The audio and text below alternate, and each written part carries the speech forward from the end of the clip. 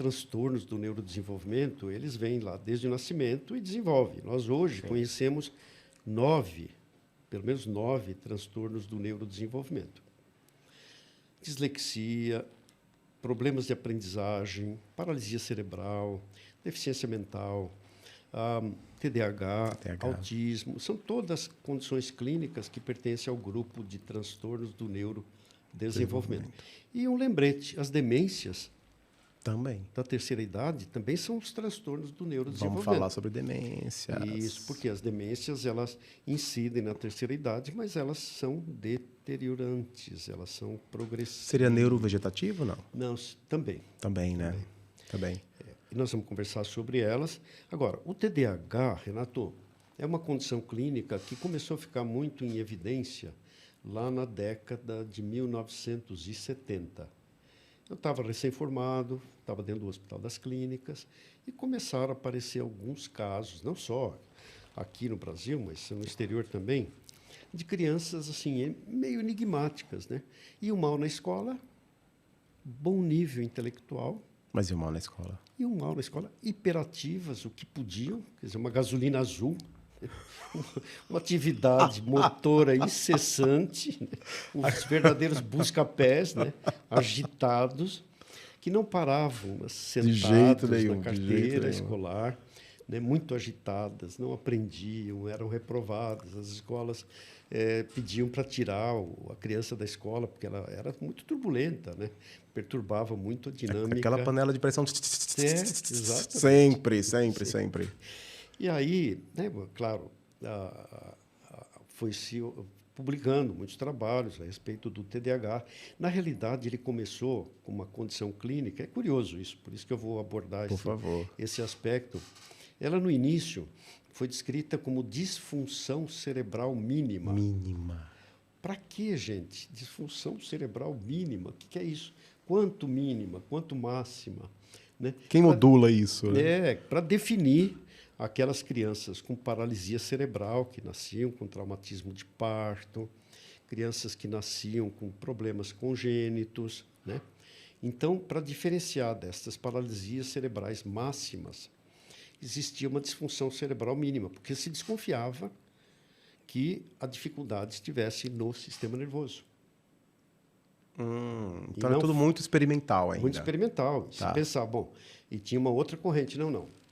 Uma corrente mais psicodinâmica dizia, não, o TDAH é uma condição psicológica, é falta de limites, os pais não colocam... Criança birrenta, mimada. Os pais, né, aprovam tudo que a criança faz.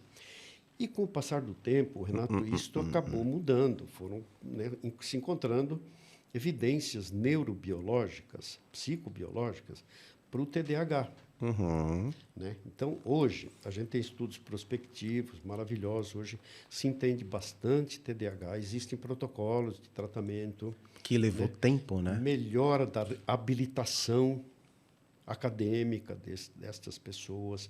Você veja, ela usualmente começa em torno dos 6, 7 anos de idade, mais ou menos. Tem criança o TDAH? Tem criança que tem um pouco antes. 4, 5 anos. Quanto mais cedo começa, mais grave é o quadro clínico. Então, a hiperatividade, o desassossego, doutor, e qual é a causa, doutor, do TDAH? Qual é a causa? Vamos chegar lá. Estou apressado aqui, né? Essas crianças, é um assunto que... elas são turbulentas, né? E tem essas características, elas são procrastinadoras, deixam tudo para a última hora, bagunceiras, são desorganizadas, bagunceiras, né? As mães e os pais se descabelam, os professores a mesma coisa. E vejam, a incidência do TDAH é de 4% na população infantil e de adolescentes. Muito pouco ou médio? Muito alta. 4%. Você imagina um colégio com 10 mil alunos, tendo 400 pessoas com TDAH, né, tanto na infância quanto na adolescência. Muito alto. É um número alto. Evidente. Por isso que se chamou agora, atualmente, né, recentemente, transtorno de déficit de atenção com hiperatividade. O nome também está equivocado, no futuro vai mudar, porque nem todos eles têm hiperatividade. Sim. Não é? E eles também não é que tem um déficit de atenção. Os pais me falam, mas, doutor, o senhor está falando que meu filho tem um déficit de atenção? Ele cata lá um videogame, ele fica 3 horas lá que ele nem pisca, ele não desgruda do videogame, né? Nem pisca. Como que ele tem um déficit de atenção? Como? É paradoxal, né? Paradoxal. É meio de contrassenso isso. Contrassenso. Não, ele tem um excesso de atenção para algumas coisas e uma falta de atenção para outras. O movimento, as cores, o agito, a inquietude chamam muito a atenção deles, não é? E abstração, estudar matemática, português, história, geografia, como são matérias, vamos dizer, mais decorativas, que implica na utilização das memórias, para eles é muito difícil. Eu acho que para toda criança é difícil. Frequentemente eles dizem assim, mas, doutor, puxa vida, me obrigam a saber a diferença entre metonímia e metáfora. E eu só quero pegar o celular e jogar o dia todo. Nem sei para que eu estou aprendendo isto.